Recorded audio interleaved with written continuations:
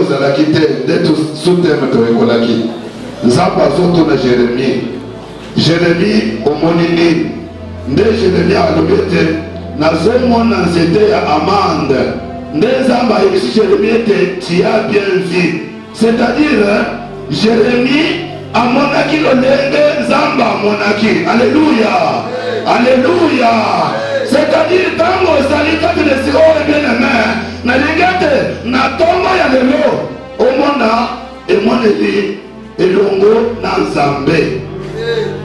Baoyo tozalaki na bango baliaki kitoko. Bon lelo tozali na sous-thème mosusu Ephésiens chapitre 1er. Ephésiens chapitre 1er.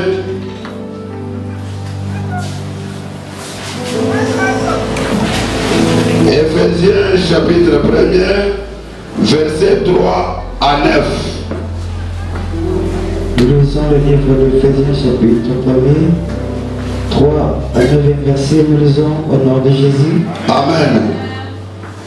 Béni soit Dieu, le Père de notre Seigneur Jésus-Christ, qui nous a bénis de toutes sortes de bénédictions spirituelles. De toutes sortes de bénédictions spirituelles. Dans les cieux, dans les lieux célestes en Christ. En lui, Dieu nous a élus avant la fondation du monde. Avant la fondation du monde, Dieu nous a élus.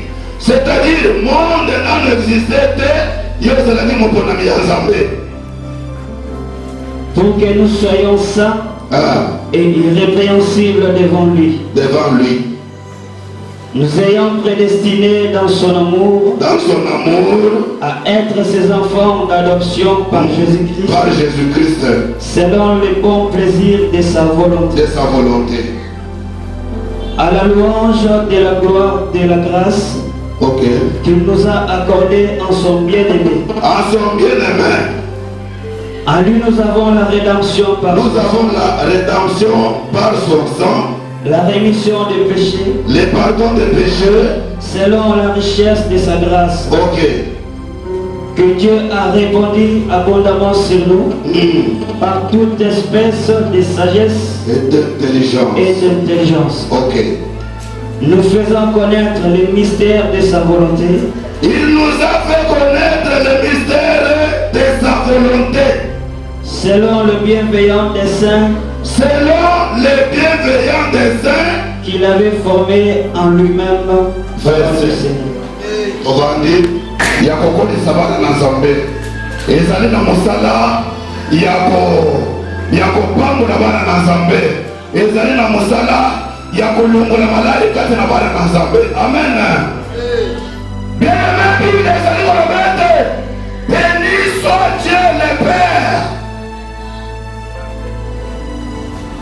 Pourquoi? Parce qu'il nous a bénis avec toutes les bénédictions spirituelles. Alléluia. Alléluia. Bible il nous a élus avant la fondation du monde. C'est-à-dire le monde n'en existait Dieu a ce n'est pas hasard au Vatican de Sigaoui. Ce n'est pas hasard. C'est-à-dire tu es l'élu de Dieu. Bien-aimé, dans la Bible, il nous a fait connaître le mystère de sa volonté selon les bienveillants desseins qu'il avait formés en lui-même. Les bienveillants desseins qu'il a formés en lui-même.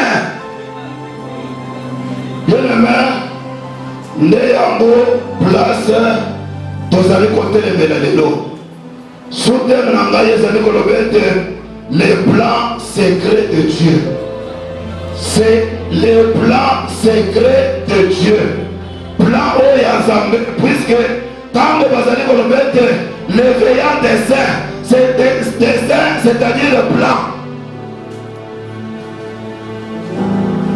Bien-aimé, nazali koloba oyo ezali kotanga mete les plans secrets de Dieu. C'est-à-dire, bien-aimé, plan miso te. C'est-à-dire tango tozali kotanga Bible tozali komona ke plan wana ezali conception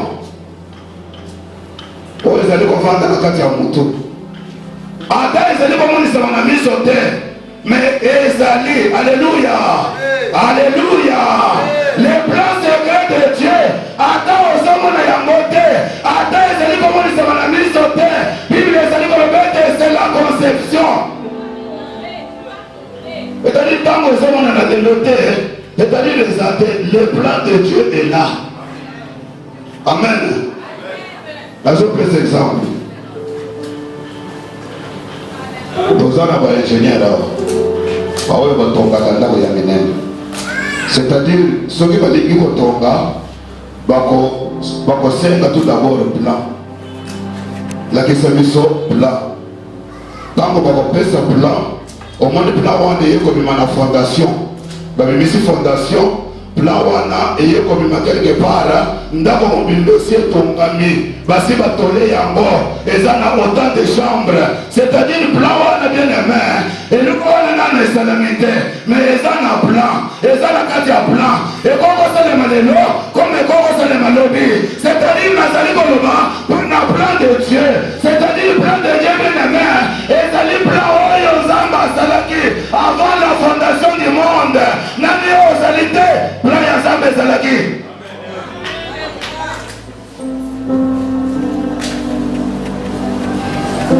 nazali koyebisa moto moko ete oyo ozali kovivre lelo eza plan ya Nzambe te mais plan ya Nzambe ezali olinga te ezali olinga te plan ya Nzambe ezali le plan secret de Dieu ezali komonisama na miso te bato bazomona yango sikoyo te mais avec le temps bato bakomona ke c'est ça là le plan de Dieu c'est ça le plan de Dieu bien-aimé tika nayebisa yo Nzambe abengi Abraham aboti te Abraham azoloba te ngai naza kisita nazobota te Eliezer oyo azali mwana ya mosala na ngai akozwa biloko na ngai mais ntango ye azoloba ete naza kisita Nzambe azali kobenga ete ozali moboti ya bana azali kobenga ete ozali moto oyo okofulisa nation oyo alleluya alleluya lelo nalingi ete omibenga lolenge Nzambe azobenga yo dit amen ya bien dit amen ya bien omibenga ndenge Nzambe azali kobenga yo na plan ya Nzambe bien-aimé Bible ezali koloba ete il nous a élis avant la fondation du monde nde yango lelo bien-aimé nazali koteya yo sur le plan secret de Dieu plan ebombani plan secret de Dieu zali ya kobomba Dans 33:11 totangi na kombo na Yesu amen kasi mikano ya Yahweh etikalaka seko alleluya alleluya ata bandoki baloki yo ata famille ya boto ebele eboyi yo ata makambo eyeli yo mais plan ya Nzambe moto akobotola yango aza te tena mebandela lisusu kasi mikano ya Yahweh etikalaka seko makambo ye akanisaka etikalaka bileko na bileko makambo eza na plan ya Nzambe ekotikala eleko na eleko nde yango Bible ezali koloba ete le dessein de Dieu existe toujours le plan de Dieu existe toujours atandoki akoki kobotola plan ya Nzambe liboso na ye te bien-aimé ngai nazoloba ete ata ozali 10 ans nano aboti te Nzambe akelaki mwasi po abota Nzambe akelaki mobali po abota esengeli lelo plan ya Nzambe ekokisama kati na vi na yo plan ya Nzambe ekokisama likolo ya bana na yo plan ya Nzambe ekokisama kati na bomoi na yo ata place ozotekela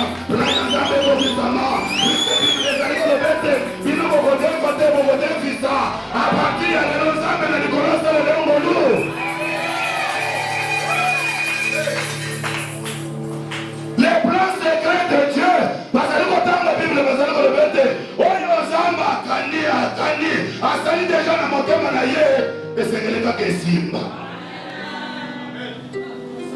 alobaki na Sarah ke okobota. Est-ce que Sarah abotaki te? Sarah abotaki. C'est ça le plan de Dieu. Comme on a des mots mon terre. Bien-aimé, attendez nos oreilles à Matembele. Matembele, ce n'est pas le plan de Dieu. Matembele, ce n'est pas le plan de Dieu. Attends, bien-aimé, les nos amis locataires. Qui locataires, les hommes, là, y'a Zambé, là, y'a Zambé. Et c'est un guérillon au son dans le pango. Alléluia, alléluia. Alléluia, alléluia. Oui. On a dit, Nazolo Boboui. Nazolo Bafek Preuve. Puisque Zambé n'a pas y'a Zolo Bete. Ma bénédiction, c'est une autre Zambé. N'a pas pèse une ma bénédiction. Alléluia. C'est-à-dire ma bénédiction. Amen. Zamba zama plame. Yoko comme on a ndemo za wanda ke no. Na koliko sombo le pam. Non. Ngai na zana confiance na Zambé. Azolo Bete. Tout est possible à celui qui croit. Tout est possible à celui qui croit. Les leçons qui ont dit bien aimé. Playa Zambé, je crois qu'ils sont maintenant dans la vie de Dieu. Alléluia. Bien aimé, la vie est mise à ma chaîne. Frère, tout qui s'est yoté. Zambé est la sauté. Zambé a possibilité. Bien aimé. La Zambé a toute possibilité. Toute capacité est à Dieu. Nazoye bisayoke. Wana zobe tabeta yo. Asa peut-être à cause de la mobile na yote. On m'a comme révélé.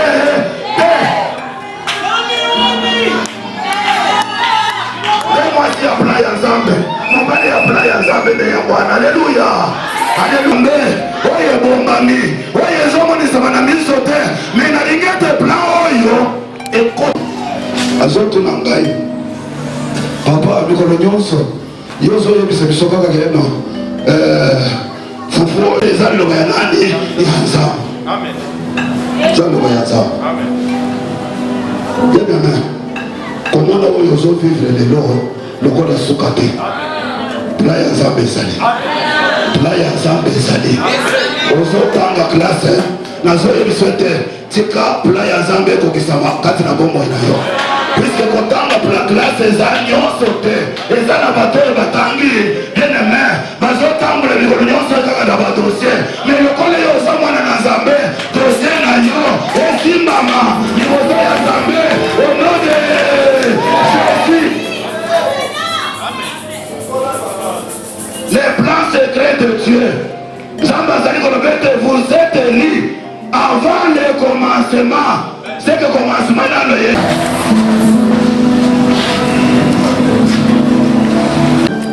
car je connais les projets que j'ai formés sur vous. Je connais les projets que j'ai formés sur vous.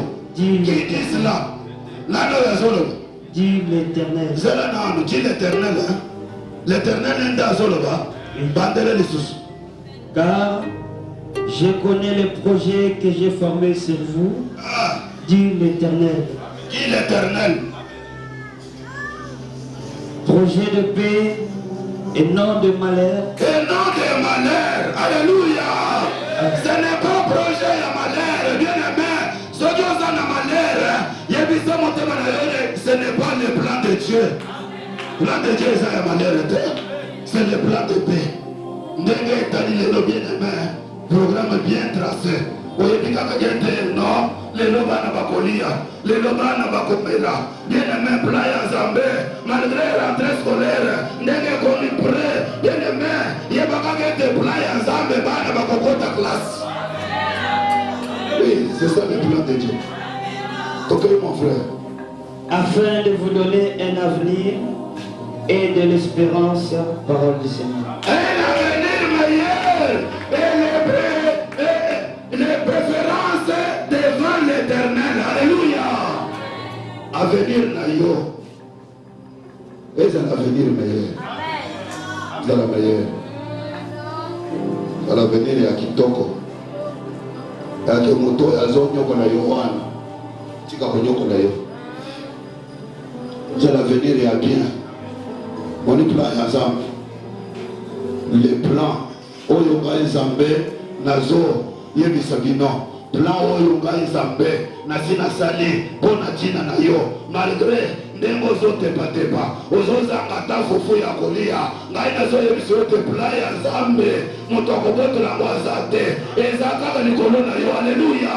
Bien-aimé, ata baleli ata bandoki ata bato ya soloka ata bato ya magie noire ata bato ya magie blanc bakoki kobotola plan ya Nzambe te.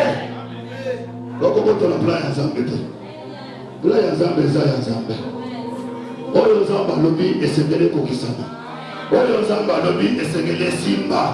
Yo peut-être ozoloba ete ekosimba ndenge nini. Ngai nazoyebisa ete ekosimba puisque c'est la parole de Dieu.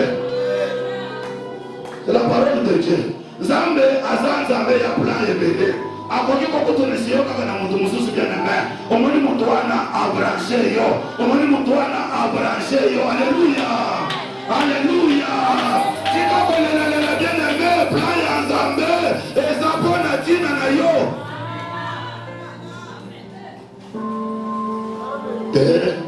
Biso toyaki kotika bato toyaki kotika nani? Yaki kotika nani? Nzambe azoyebisa Jeremie ete nana baforme yo nana naforme yo na kati ya libumu ya mama na yo te. Ngai nayebaki yo, ngai nabengaki yo te ozala mosali na ngai. Bible ezali koloba ete vous êtes élis avant la fondation du monde. Komimona lokolo fandi place oyo pamba te. Place oyo c'est votre destinée. Alléluia. Alléluia. C'est votre destinée. Nzambe ayebaki ke sel fulani frère fulani akosambela na sheme. Nde yango azoloba ete je connais les projets, les plans que j'ai formés pour vous. Plan oyo nasaleli bino ezali plan ya kolelalela te, ezali plan ya kolelalela te, ezali plan ya kimia, ezali plan oyo Nzambe azoloba ete mpo napesa bino une meilleure vie. Mardoché aza na eloko te. Mardoché aza na eloko te. Mais Bible ezoloba ete lokola plan ya Nzambe ezalaki likolo ya Esther. Esther aye kose retrouver reine na kati ya bokonzi. Alléluia. Alléluia. Aye kose retrouver reine. Babandi kobanga ye azoleka bazoloba ete reine ye wana azoleka bamosusu bazotelema bamosusu bazobina. Bien-aimé, plan ya Nzambe komimona ndenge osalelo te. Ata ozolala na eglise ata bazali koboya yo ata bazali kofinga yo le plan ya Nzambe kokisama mpona ntina ya Yesu Kristo.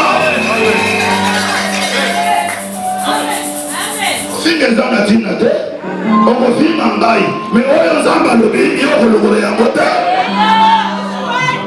Famille ekoki koboya yo me oyo Nzambe alobi ekosimba kaka.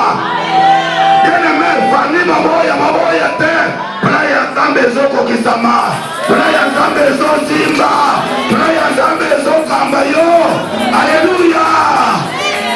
Beta nani moboko ya songiso.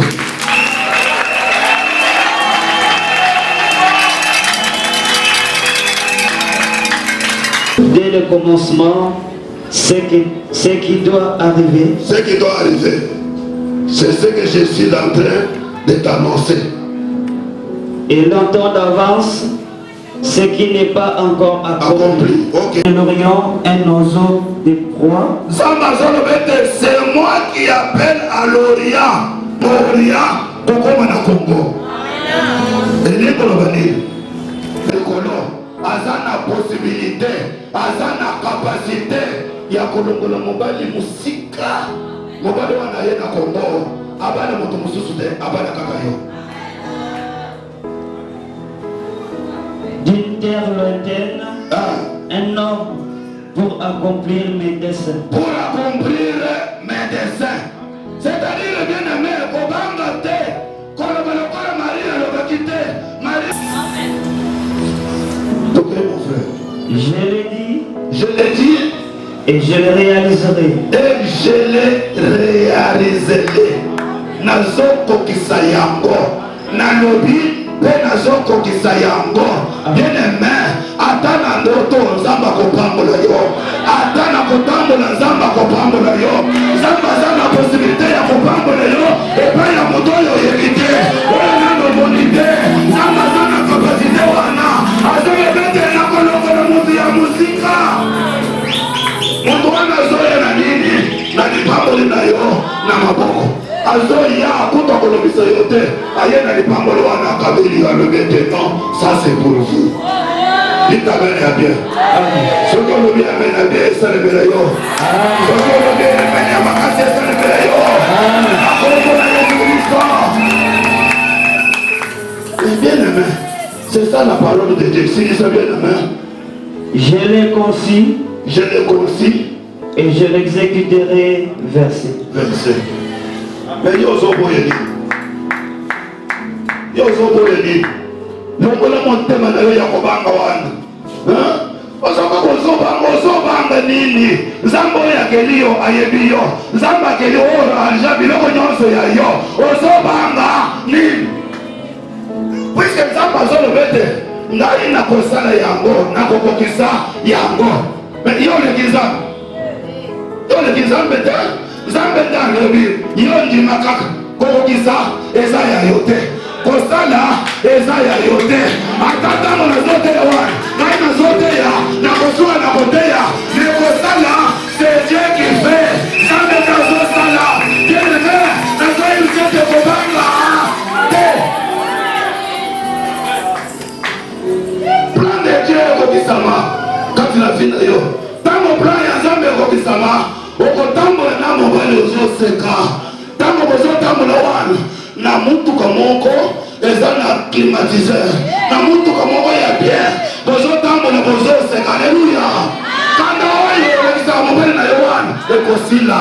Ntango plan ya Nzambe ekokisama, plan ya Nzambe ekokisami, kozwana ekozala lisusu te. Kozala kaka sheri. Omoni mususu ayabe eti ona lipeka sheri. Mpona nini? C'est le plan de Dieu. Plan ya Nzambe na ngai ezalaka na kanda te. Alléluia. Plan ya Nzambe na ngai ezalaka na kanda te. Ata Nzambe kutu na Bible azoloba ete nani oyo aza na esengo ayemba nanu.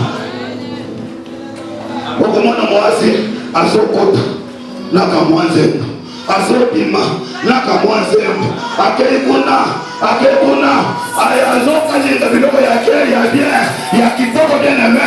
Ngai nazoloba ete plan ya Nzambe ekokisama mpona Kongo. Plan ya Nzambe ekokisama mpona Kongo mopei. Plan ya Nzambe ekokisama mpona Kongo ya biso. Soki ekokisa, me kutu ngai nazoloba ete si ekokisa. Oui, si ekokisami. Bien-aimé, esi ekokisami Kongo oyo bato bakoseka. Bato oyo bazotambola na mikuwa ekosila. Bato bakobanda kolia 4 fois par jour. Mpona nini? Plan ya Nzambe ezali na Kongo. Plan ya Nzambe. Bien-aimé, yokanisi losango nyonso tosalaka awa ezaka ya pamba. Tobondela mpona Kongo. Kongo ezobonga.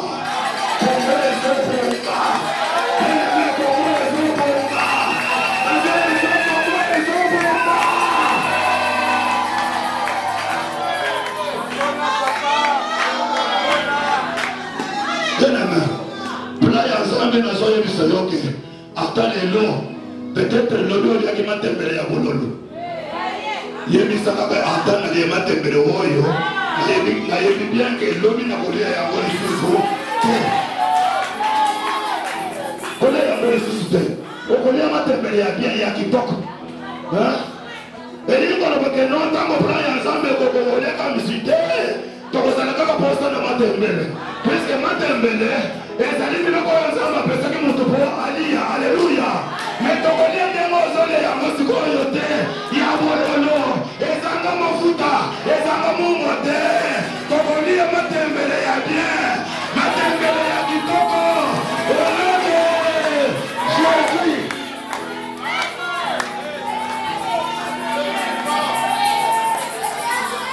tokolia te ata ole misuni ole mika Israel misuni bimaki na zone soki misuni eza le mozo ya côté le mozo ya wana nzamba pe le mozo ya wana nzamba prayer zambe te prayer zambe ko bitama kolie na yo bonga olote soki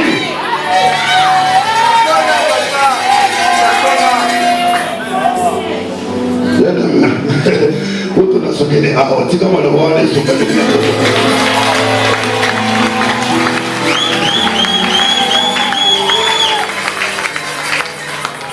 na kati pona nini polisi na yo kinde ko mwaba na mikuna ke ekoti ha yokole ekoti zamba pambola yo yokole ekoti zamba sunga yo yokole ekoti zamba bona yo